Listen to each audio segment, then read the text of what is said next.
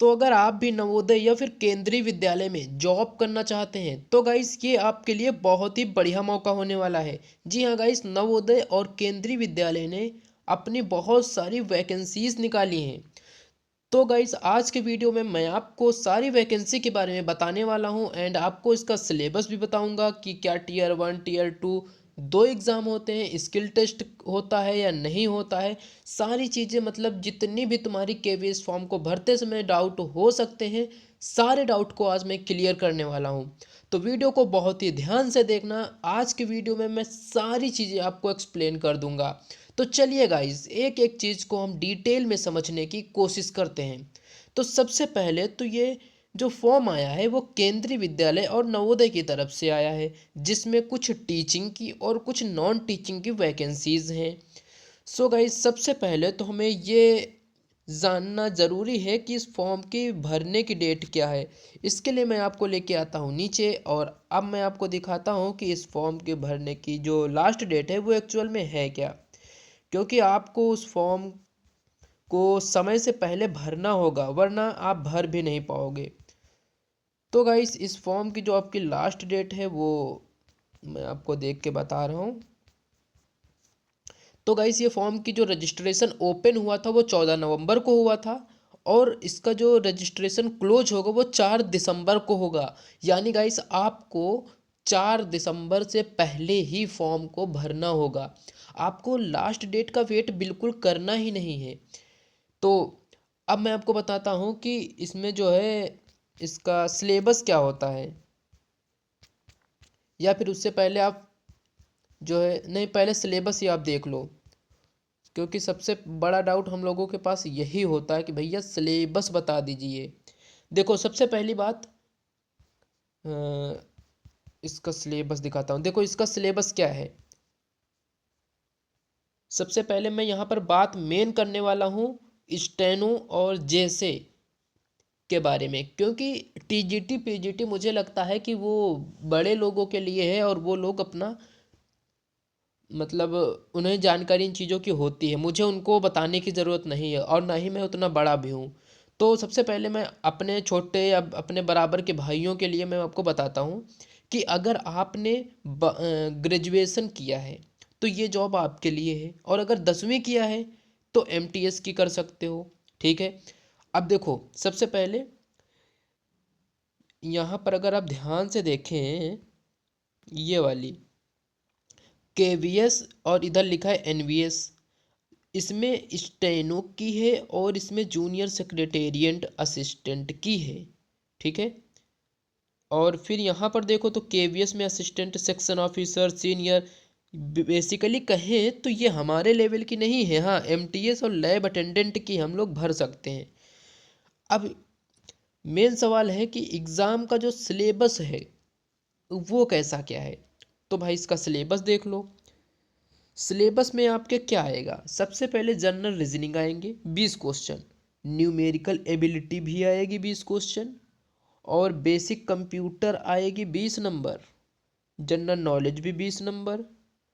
ठीक है। और 10 नंबर इंग्लिश और 10 नंबर हिंदी आएगा भाई आपका। कुल मिलाकर के कह सकते हो कि 100 क्वेश्चन आएंगे, 300 नंबर के होंगे। ठीक है, यानी एक क्वेश्चन 3 का होगा और आपकी निगेटिव मार्किंग भी होगी भाई, ये भी याद रखना है। निगेटिव मार्किंग 1/3 होने वाली है। एंड ये जो पेपर होगा टीयर 1, ये जस्ट क्वालिफाई होगा, इसे तुम्हें सिर्फ क्वालिफाई करना है। जैसे ही तुम क्वालिफाई कर लोगे तुम पहुंच जाओगे टीयर 2। ठीक है। और हाँ एमटीएस में तुम्हें केवल यही वाला सिलेबस फॉलो करना नहीं है, एमटीएस का सिलेबस तुम्हें अलग से दिया गया है। देखो इसका सिलेबस एमटीएस का है क्या है। जनरल नॉलेज तुम्हारा 20 question, basic knowledge of computer 40 question आ रहे हैं भाई, यहाँ पर कंप्यूटर पे ध्यान देना है आपको। इंग्लिश में आएंगे तुम्हारे 20 क्वेश्चन और लैंग्वेज कॉम्पिटेंसी टेस्ट। ठीक है, ये आएगी तुम्हारी 20 नंबर, यानी कि टोटल इसमें भी 100 और नंबर भी 300, यानी वो तो सब बराबर है, लेकिन सिलेबस में थोड़े क्वेश्चन इधर उधर हैं। ठीक है।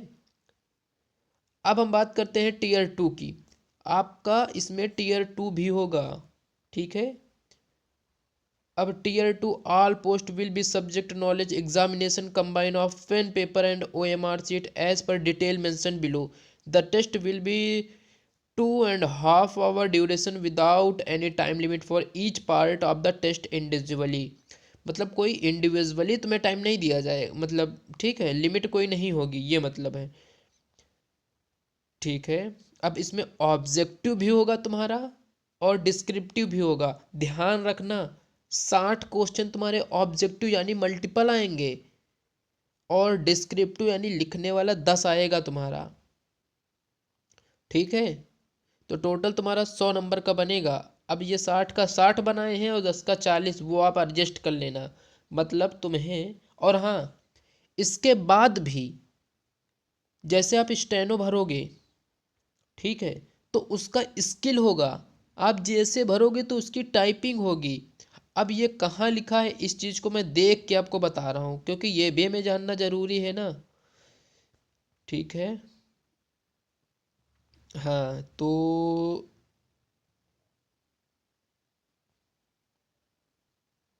ये देखिए लिखा है skill test for stenographer and stenographer second है, जूनियर सेक्रेटरी असिस्टेंट के लिए है। ठीक है। हाँ, तो ये देखिए भाई, टाइपिंग की स्पीड आपकी कितनी होनी चाहिए, 35 इंग्लिश में और 30 हिंदी में होनी चाहिए, जैसे के लिए। ठीक है, केंद्रीय विद्यालय की बात कर रहा हूँ। और नवोदय में भाई 5-5 घटा दिए हैं, मतलब 30 तुम्हारे इंग्लिश में हो और हिंदी में 25 से काम बन जाएगा। और शॉर्ट हैंड 10 मिनट में 80 वर्ड पर मिनट बोली जाएगी तुमको। इंग्लिश लिखोगे तो 50 मिनट में टाइप करना होगा पूरा मैटर, और 65 हिंदी में। ठीक है। बाकी अब जब तुम्हारा स्किल क्लियर हो जाएगा तब तुम्हारा सिलेक्शन होगा, ये मान लेना। मतलब कठिन नहीं है भाई, सिलेबस बहुत बढ़िया है इसका। सिलेक्शन लेना बिल्कुल भी कठिन नहीं है, इसमें तुम सिलेक्शन बहुत आसानी से पा सकते हो। ठीक है। अब हाँ, लास्ट चीज जो हमें बहुत ध्यान से देखना होता है, इसकी फीस देखना है भाई। इसकी फीस तो मैं मानता हूँ कि बहुत ज़्यादा है। हम लोग ना तो यार कमाते हैं, ठीक है, पढ़ाई करने बाहर आते हैं, दूसरे शहर जाते हैं, दैट इज़ वाई ये पैसे हमें बहुत लगते हैं। हम लोग सोचते हैं कि 1700 रुपये अगर इसमें दे देंगे तो 1700 रुपये में तो हम एक महीने का काम चला लेते पूरा, मतलब एक महीना रह लेते हैं। जब ये फीलिंग आ जाती है तो वो 1700 और ज़्यादा लगने लगते हैं।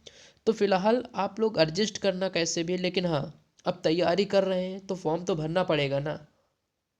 कैसे पता लगेगा कि हमारी तैयारी कैसे चल रही है, इस चीज़ को टेस्ट करने के लिए एग्ज़ाम तो देना ही पड़ेगा। तो अब वो आप कैसे एडजस्ट करते हैं वो आपका मैटर है। ठीक है। तो भाई 1700 फीस है। ठीक है, स्टेनो और जेसे के लिए बोल रहा हूँ। बाकी वाइस प्रिंसिपल पीजीटी इनके लिए तो भैया महंगी तो देना ही पड़ेगा इनको। ठीक है। तो ये थी भाई अपना कुछ, आई थिंक मैंने सारी चीज़ें आपको बता दिया है। इसके लिए अब और कुछ तो नहीं बचा है। बाकी हाँ, थोड़ा सा मैं आपको इसका जो मतलब इसेंशियल क्वालिफिकेशन बता देता हूँ। जैसे आप किसके लिए भरोगे, जेएसए के लिए, तो आपका 12th पास होना चाहिए। ठीक है, या फिर तुम ग्रेजुएशन हो। हिंदी में तुम्हारी 25 होनी चाहिए टाइपिंग स्पीड, और इंग्लिश में 30 होनी चाहिए। बस इतना याद रखना है, बाकी कोई दिक्कत नहीं है। ये था भाई अपना पूरा सिलेबस। तो बस आज के लिए इतना ही, मिलते हैं अगले वीडियो में। फिर भी अगर तुम्हारा कोई डाउट रह गया हो तो कमेंट कर देना, तुम्हारे सारे डाउट मैं क्लियर कर दूंगा। जय हिंद, जय भारत।